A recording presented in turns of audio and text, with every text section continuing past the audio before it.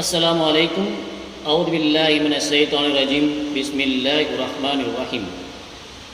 கண்ணியத்திற்குரிய எல்லாம் வல்ல ஏக இறைவனின் நல்லடியார்களே, யா அய்யுஹல்லதீன ஆமனூ குதிப அலைக்குமுஸ் ஸியாமு கமா குதிப அலல்லதீன மின் கப்லிக்கும் லஅல்லகும் தத்தகூன்.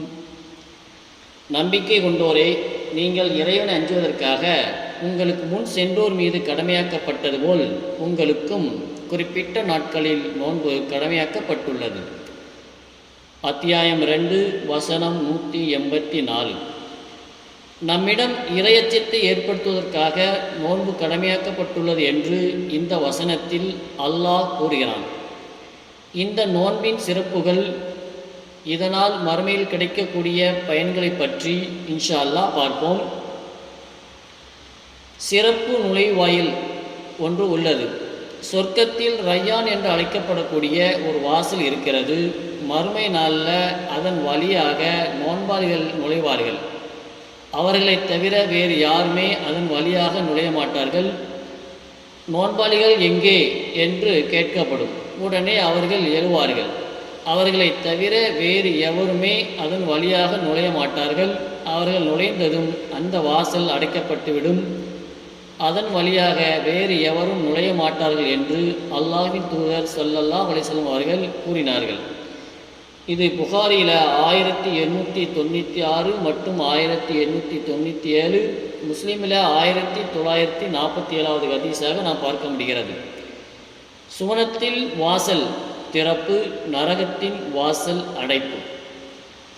ரமலான் மாதம் வந்துவிட்டால் சொர்க்கத்தின் வாசல்கள் திறக்கப்படுகின்றன, நரகத்தோட வாசல்கள் அடைக்கப்படுகின்றன, சைத்தான்கள் விலங்கிடப்படுகிறார்கள் என்று அல்லாஹ்வின் தூதர் ஸல்லல்லாஹு அலைஹி வஸல்லம் அவர்கள் கூறினார்கள்.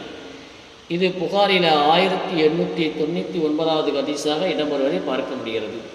நோன்பு ஒரு கேடயமாக நமக்கு இருக்கிறது. நோன்பு பாவங்களிலிருந்து காக்கக்கூடிய கேடயமாகும். எனவே நோன்பாளி கெட்ட பேச்சுக்களை பேச வேண்டாம், முட்டாள்தனமான செயல்களில் ஈடுபட வேண்டாம்.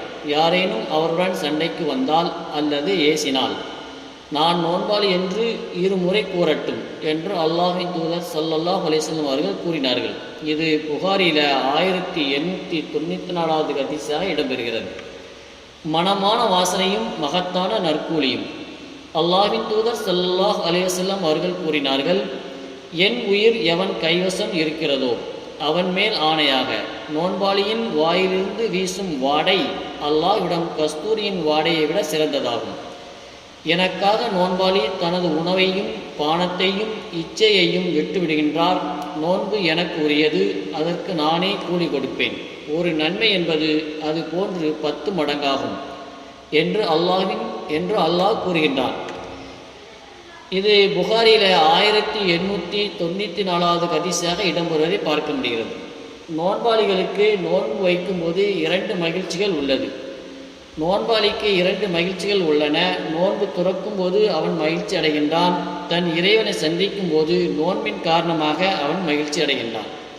இது புகாரியில் 1904வது ஹதீஸாக இடம்பெறுவதை பார்க்க முடிகிறது.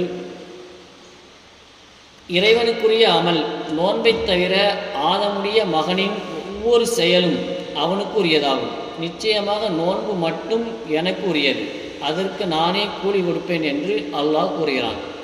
இது புகாரில் 1904வது ஹதீஸாக இடம்பெறுகிறது. ஒவ்வொரு நன்மையும் அது போன்றே 10 மடங்கு முதல் 700 மடங்குகளுக்கு நிகரானது. நோன்பு எனக்குரியது, அதற்கு நானே கூலி வழங்குவேன். நோன்பு நரகத்தில் இருந்து காக்கக்கூடிய கேடயமாகும் என்று உங்கள் இறைவன் கூறுகின்றான். இது திருமதியில் 764ஆகவும் 695ஆகவும் இடம்பெறுகிறது.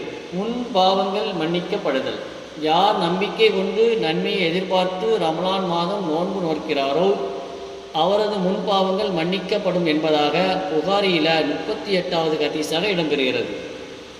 5 நேர தொழுகைகள், ஒரு ஜும்மாவிலிருந்து மறு ஜும்மா தொழுது, ஒரு ரமலானிலிருந்து மறு ரமலான் வரை நோன்பு நோற்று பெரும் பாவங்களை விட்டு விலகி இருந்தார் எனில் அவற்றுக்கு இடையில் ஏற்பட்ட பாவங்களுக்கு அவை பரிகாரமாகும் என்று அல்லாஹ்வின் தூதர் ஸல்லல்லாஹு அலைஹி வஸல்லம் அவர்கள் கூறினார்கள். இது முஸ்லீமில் 396ஆகவும் 344வது ஹதீஸாகவும் இடம்பெறுகிறது.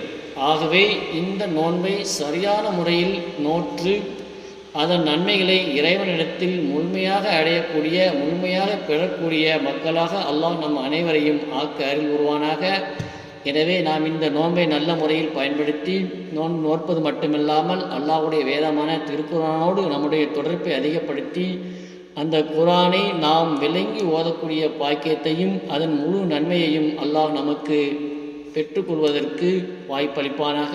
அஸ்ஸலாமு அலைக்கும் வரஹ்மத்துல்லாஹி தஆலா வபரகாத்துஹு.